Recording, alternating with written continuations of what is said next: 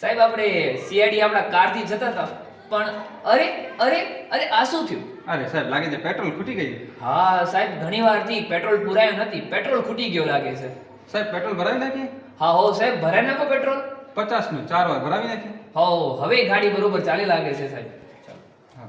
અરે સાહેબ ભૂખ લાગી છે. અરે ભૂખ તો મને પણ લાગી છે પણ સાહેબ આપણે 50 રૂપિયાનો 4 વખત પેટ્રોલ ભરાઈ લીધો ને, હવે પૈસા તો વધ્યા નથી પણ મારી ગાડીમાં પાણી પડ્યું છે. તમને પાણી ખપતો તો પાણી આપું. આવો ને સાહેબ લેવા દે. હા ખાવો સાહેબ. હા લેજો સાહેબ. સાહેબ હજી અડધો ગ્લાસ આપજો. હજી અડધો ગ્લાસ? હા લેજો સાહેબ. અરે મારા માટે તો પાણી વધ્યું જ નહીં સાહેબ, હવે અડધો ગ્લાસ છે. અડધો ગ્લાસ તો અડધો ગ્લાસ પી લઈએ ચાલો. સાહેબ તમે તો 1.5 ગ્લાસ પાણી પી ગયા છો. સાહેબ તમે અડધો ગ્લાસ પીધો છે પાણી. હા સાહેબ અડધો ગ્લાસ જ પીધો મેં ખાલી તો. સાહેબ આપણે સીનાથી જતા હતા. કારથી જઈએ સાહેબ. સાહેબ આપણે પેટ્રોલ કેટલાનું ભરાયું હતું? 50 નું ભરાયું સાહેબ, એ પણ 4 વાર. 4 વખત ભરાયું હતું. સાહેબ આપણે પાણી કેટલું પીધું હતું? 2 ગ્લાસ પી ગયા છીએ. હા તેમાં 1.5 ગ્લાસ તમે પીધો ને અડધો ગ્લાસ મેં પીધો. સાહેબ હવે પીધું તો છે જ ને. હા પીધું તો ખરું હશે. સાહેબ હજુ કેટલી વારથી ચાલી છે આપણે? અરે સાહેબ બસ પહોંચવાના જ છીએ. આપણે 373 કિલોમીટર કટ કરી લીધા.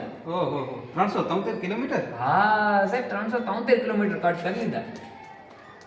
વિદ્યાર્થી મિત્રો કંઈક બની રહ્યું છે. હવે આગળનો સાહેબ આપણે સમજાવશે શું બની રહ્યું છે. જો બાળકો, જેમ આપણે લાસ્ટ ટાઈમ કર્યું હતું કે તે કારમાંથી આર કટ કરી નાખી, બરાબર છે. હવે જે બચ્યું જે આપણું છે કેલ્શિયમ સલ્ફેટ. સાહેબ તમે કેટલો ગ્લાસ પાણી પીધો હતો? સાહેબ મને તમે અડધો ગ્લાસ પાણીનું દીધું હતું. અડધો ગ્લાસ પાણી પીધો હતો, એ લખી નાખીએ અડધો ગ્લાસ પાણીનો.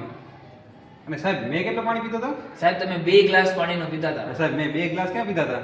તો મેં તો 1.5 ગ્લાસ પાણી પીધો હતો. ઓહ સમજાઈ ગયું ને મિત્રો આ શું બની રહ્યું છે? તમે એકદમ સાચા છો. આ પ્લાસ્ટર ઓફ પેરિસની બનાવટ છે. જેમને યાદ રહી જાય છે એનો કોઈ પ્રશ્ન નથી, પણ જ્યારે બોર્ડના પેપરોની અંદર આ પ્રશ્ન પૂછાય તો આપણે લખવું તો પડશે, તો ગમે તે રીતે યાદ તો કરવું જ પડશે. પછી તમે ટ્રિક્સથી કરો કે યાદ કરીને કરો કે સમજીને કરો, તો હવે ભૂલતા નહીં. Best of luck students. All the best.